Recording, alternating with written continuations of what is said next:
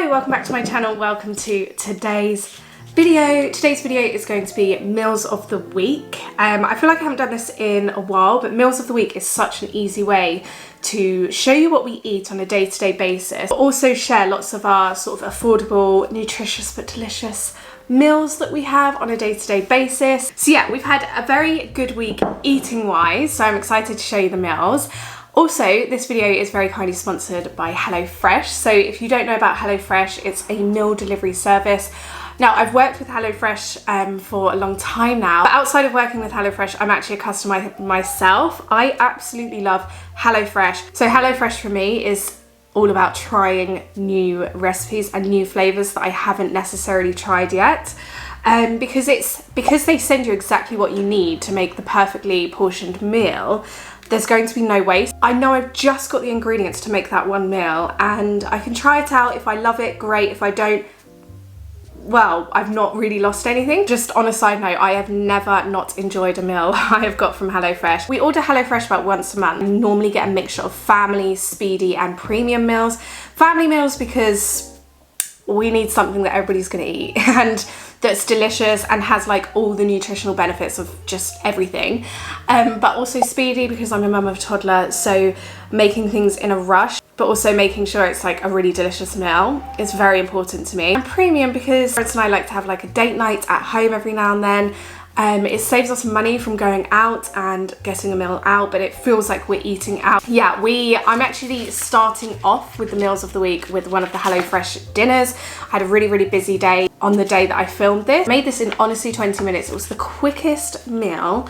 Barbecue beef quesadillas. Absolutely 10 out of 10. We loved them. So we're definitely going to be remaking these. Love those. But again, going back to like trying new flavors, trying new things. I don't think we've ever sort of made quesadillas from home. We've made burritos, which are delicious. We've made enchiladas, but quesadillas we've not made at home. As I said, I'm a customer outside of working with HelloFresh. They have given me an amazing discount for you, so you get 60% off your first box and then 25% off the next 2 months of orders, which is a fantastic offer. I know they only do limited time offers, so get it now. I would say use the code now. I've left the link down below, but this is my code, and also here is a QR code. So by scanning this code, you can go directly to the website and it's already applied my discount. Use it quickly, as I say. Try some new recipes, try some easy, quick recipes as well.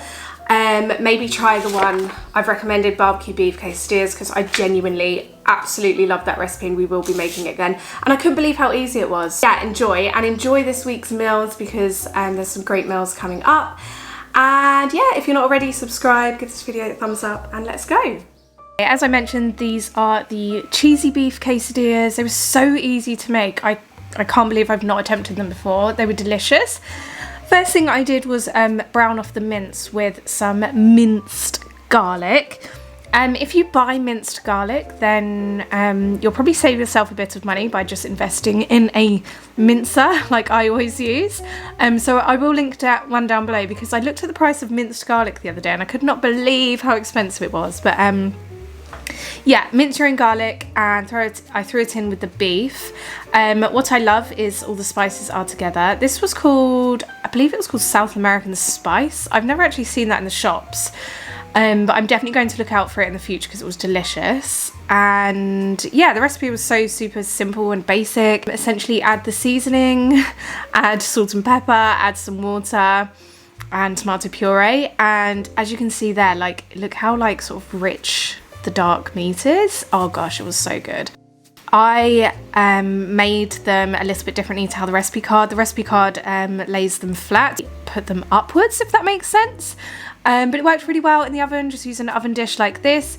Look how many I made. We had a friend over that night, so we had extras. I needed to make extra.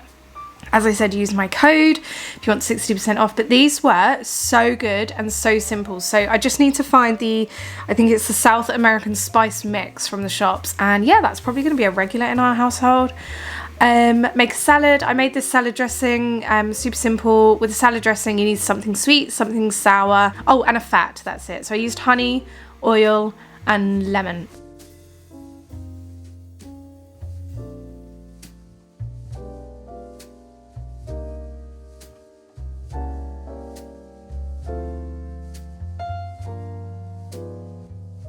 Later in the week, I used my yummonom app to see what I could make with a hell of a lot of lentils that I had in my cupboard, and it made a veggie lentil lasagna, which was absolutely unreal. Yeah, I mean, these lentils have lasted me so long.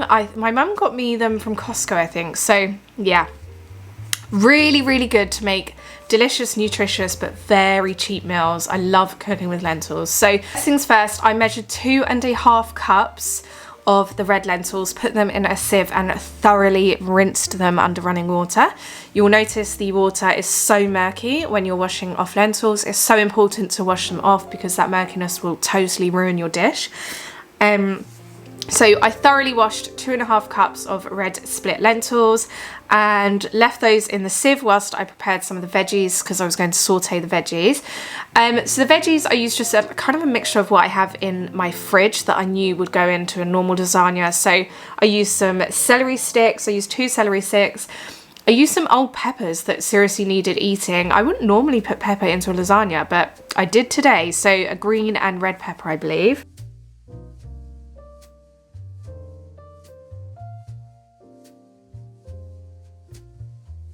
Chopped those 3 things up and sauteed them in my trusty cast iron dish. I will link it down below. Well, this one's from Aldi, but I'll link a similar down below. This goes on the hob, it goes in the oven, it has a lid, the lid goes in the oven. Oh, it's just such a great thing. I use it all the time. Again, used my garlic mincer to mince some garlic, and with some olive oil, I sauteed those veggies for a little while until they went soft. I then added in the onion because for some reason I forgot to add in the onion, but when you're making this, just add the onion in at the same time. I diced up 2 white onions, like small to medium white onions. So as you can see, that's softening nicely. I'm also going to add about a tablespoon of just mixed herbs, that's it. And whilst they're sauteing, I'm going to peel and grate 2 carrots. You can add these carrots in as chunks. I would just saute them at the same time as you add the onions and the other veggies. But as I'm grating them, it doesn't really matter when I add them into the dish because they're going to really soften up in the sauce when it's cooking in the oven. So add all that together. Once the veggies have gone soft, you can add in your red split peas. But look at these, after I'd left them in the sieve for like 10 minutes, they had like sort of congealed together. It's kind of strange, but very satisfying. So you're going to add the split peas into the pot along with your passata. I prefer to use passata these days just because I find it much thicker and more flavourful in consistency. I do still use tin tomatoes, but passata seems to be giving at the moment, and so I'm happy with that. I also add my veggie stock in. I use about half a pint of veggie stock, and then I just top up with hot water as and when I notice that it needs more water. So always start with a lasagna mixture, always start smaller and just keep adding in terms of liquid, because the liquid does reduce quite quickly, but also you don't want it too sloppy. So there you go, I'm adding some hot water. And then I added a big glug of tomato puree and gave that a stir and let that simmer for probably about 15 minutes at this stage. In the meantime, I started on the cheese sauce. So the cheese sauce I made from scratch. I have made a cheese sauce before in videos, so I'll link them down below. I didn't film it because I was in a rush this day, but it's super simple to make a cheese sauce. I really recommend making a homemade cheese sauce. It makes such a difference to the flavour, especially if you're making such like a big delicious dish like this. You kind of don't want to go halves on like any of the flavourings. So yeah, it's worth making the effort. So this has been simmering for a while, and I have added some balsamic vinegar and some Worcester sauce to the mixture and some more hot water. Balsamic vinegar and Worcester sauce just give it a real like depthy richness to the flavour. So good, so delicious. Just really let that simmer together for a while, and then we can start layering, which is the best part of making a lasagna, is making these layers. It's so cool. So I had loads of old lasagna pasta sheets just sitting in the cupboard, so I'm so glad the yummonom website made me make this recipe, because it was just such a fabulous way of using up tons of veggies and ingredients sitting in the house, yet it was delicious. So I always layer a lasagna like so. I start with the red mixture on the bottom, and then I layer pasta sheets over. What you want to do is cover the whole layer with the pasta sheets. So it will mean breaking up pasta sheets, and just like so, just covering the entire mixture at the bottom layer. When it's cooking, the pasta will congeal together, so it's fine. Then I'm going to layer some of that lovely thick homemade cheese sauce. I make the cheese sauce very peppery, so it gives it loads of flavour. But yeah, this is where I put on a big glug of cheese sauce. After the cheese sauce, I will add more of the red sauce, the mixture.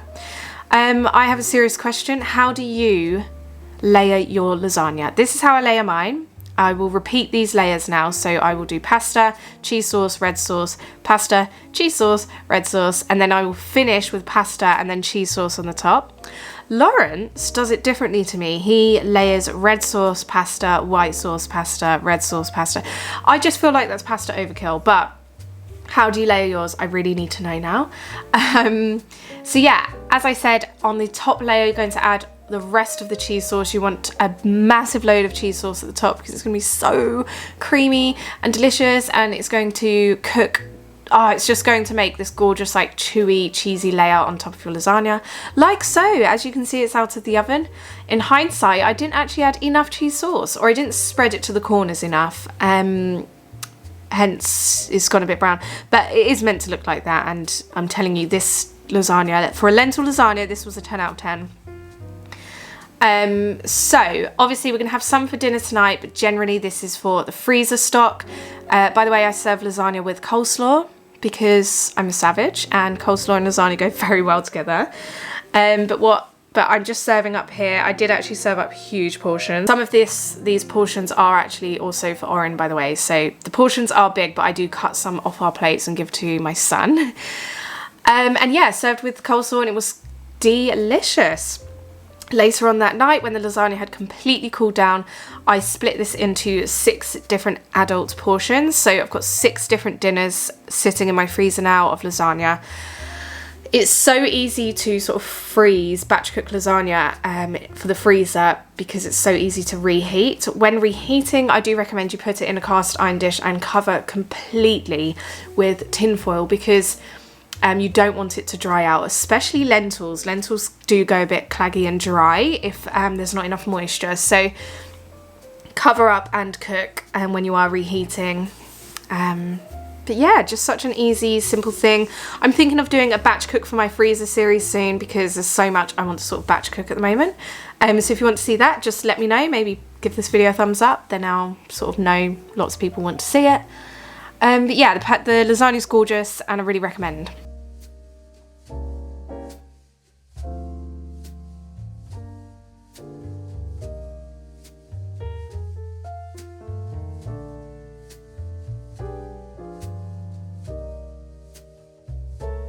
At least once a week I make my superfood banana pancakes. I have made these in a video before, but in case you haven't seen it, banana pancakes are super duper simple. So what I do is normally add 2 very ripe bananas, which I mash up into a mixing bowl, cup of normal milk. You can use plant-based milk if you want, but I just use normal milk because these are generally for my son. And then I add a big tablespoon of chia seeds to that mixture, and I also add 2 to 3 eggs. 2 eggs does the same, but sometimes I add 3. And I add a heaped tablespoon of brown sugar, and then also 3 heaped tablespoons of plain white flour, and that's it. So you're going to mix that together and it should make a nice pancake mixture. Add a little bit more flour as you go if you feel like it's way too runny, but as you can see, it should be around this texture. Fry them in a frying pan with a little bit of salted butter, and yeah, they are absolutely delicious. They've got loads of goodies in them, but they're also delicious. And sometimes I use biscuit spread to spread on them. Oh my gosh, 10 out of 10 kind of breakfast. But yeah, I make this at least once a week. So this night I was making super simple cheesy tomato pasta with lots of hidden added goodies. Genuinely, I recommend this so much if you have children and you're in a super duper rush but you want to give them something good. This is that kind of night. I'd got in late, I only had like 20 minutes to make dinner, so this is what I threw together. So start cooking the pasta, and then you want to grate loads of cheese, whatever cheese you have in your fridge. I always have cheddar cheese in the fridge, so this is what I'm grating. So as the pasta has almost cooked, you want to add some of the pasta water into a shallow dish. This is a pasta bake, so whatever you would like make pasta bake in, just add some of that pasta water because the pasta is going to cook a little bit more in the oven. So when the pasta is al dente, add it to your baking dish. Tomato passata, a whole pot I used. And then I put 2 tablespoons of flax seeds into the pasta dish. Flax seeds are super good for you. It's a superfood, and your children or whoever won't taste them. They won't know flaxseed is in there. It just gives a really nice savoury flavour, and that's it. You can barely taste it over all the other ingredients. They're very, very good for you. I get my flax seeds from Aldi. Then I added a heaped tablespoon of mixed herbs and loads of cheese, and then just mix all that pasta together. I saved some cheese to add over the top because I'm going to cook this with the lid off, so it makes like a nice chewy, cheesy topping on the pasta. Just bake this in the oven for 10 to 15 minutes or until bubbling away. Super simple, easy recipe, perfect family meal, perfect budget family meal. 100% recommend.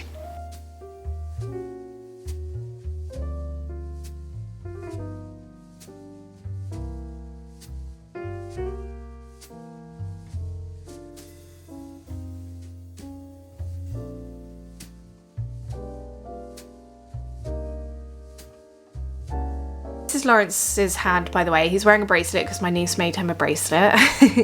But Lawrence and Oren popped to this cafe the other day. It's a gorgeous cafe located in Bedfordshire. If you live in Bedfordshire, just message me and I'll tell you where it is.